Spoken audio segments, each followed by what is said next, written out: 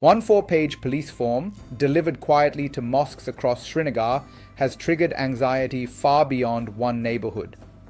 Why would a security force need passport numbers, bank details, and family histories of prayer leaders in a disputed region watched by nuclear powers? This video examines what the profiling of mosques in Indian-administered Kashmir reveals about power, control, and surveillance after 2019.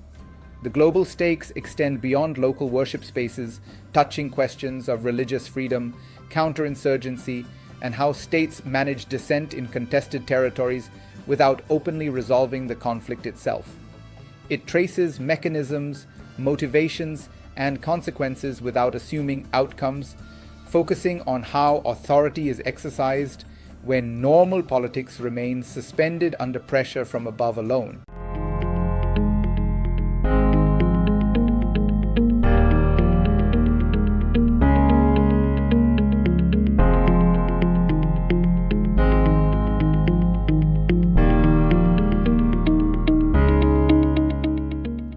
If this surveillance effort expands, Kashmir's religious institutions could become regulated extensions of the security state. If it collapses, authorities risk losing intelligence channels they believe deter militancy. Success or failure shapes whether governance relies on consent or coercion. Kashmir sits at the core of a rivalry between India and Pakistan since 1947, with both controlling parts and fighting 3 wars. China also administers territory. Any shift affecting stability in the valley carries implications for South Asian security, nuclear risk management, and how democracies justify extraordinary policing in prolonged territorial disputes. These dynamics explain why seemingly administrative actions resonate far beyond Srinagar streets and prayer halls today for regional observers worldwide tracking escalation pathways closely. The current controversy centers on a 4-page police questionnaire titled Profiling of Mosques, circulated in early 2025. One section documents institutional details, including sect affiliation, founding year, funding sources, land ownership, capacity, and monthly expenses. 3 further sections demand personal data from imams, muezzins, khatibs, and committee members, ranging from phone numbers and emails to passport information, bank accounts, credit cards, overseas relatives, organizational links, social media use, and even mobile phone models. Similar forms reached madrasa administrators. Residents say the breadth and repetition of such data collection differs sharply from earlier security surveys conducted in the region, raising concerns about intent, storage, and future use within conflict administration systems already deeply centralized locally. These fears are inseparable from Kashmir's recent political timeline. In August 2019, India revoked Article 370, ending the region's partial autonomy over land, jobs, and education, and split it into 2 federally governed territories. Since then, New Delhi has exercised direct administrative control through a lieutenant governor, while the local assembly regained limited electoral representation only in 2024. During this period, authorities imposed prolonged curfews, internet shutdowns, and restrictions on religious gatherings, including shutting Srinagar's Jamia Masjid for nearly 2 years. Officials framed these measures as temporary security steps aimed at preventing unrest and cross-border militancy. Critics argue the pattern reflects permanent normalization of exceptional governance under national security logic, rather than consent-based. Religious leaders and community representatives view the mosque survey through this lens. Umbrella bodies representing clerics argue that mosques traditionally manage their own affairs and function as spaces of worship, guidance, and social welfare, not extensions of the state. Imams express concern that repeated demands for personal information, especially about families abroad, expose them to future scrutiny or pressure. Political figures from regional parties describe the exercise as discriminatory, noting no equivalent profiling of temples, gurdwaras, or churches, and warning it risks converting sacred spaces into security sites. They argue such practices deepen mistrust between citizens and institutions tasked with governance at a time of fragile political re-engagement, following years of direct rule from Delhi. The governing party at the national level defends the initiative as a transparency measure. Its representatives argue that mosques were historically used as political platforms during periods of unrest and that oversight prevents propaganda or mobilization. They frame funding verification, land documentation, and ideological mapping as standard accountability tools.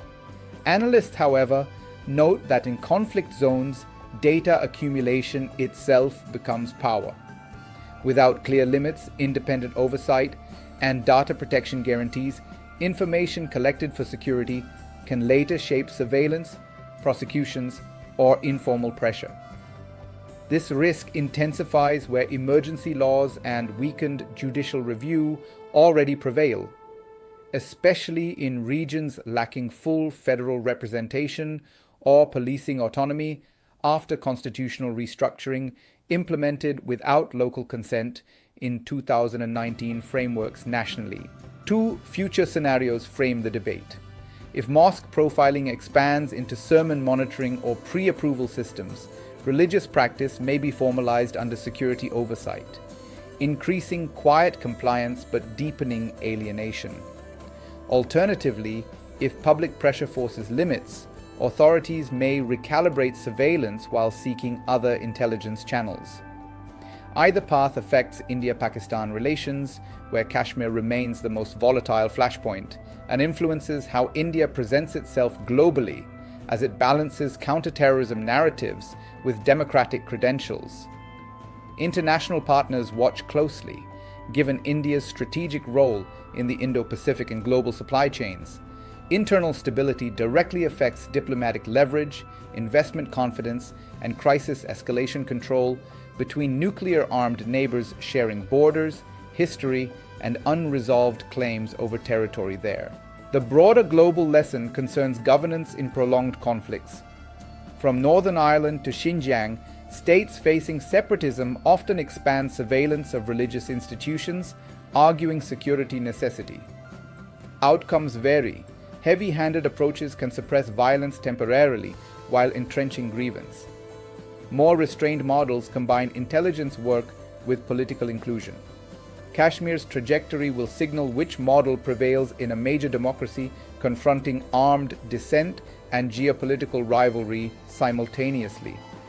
The region's experience is closely studied by policymakers, assessing how far counterinsurgency tools stretch before legitimacy erodes.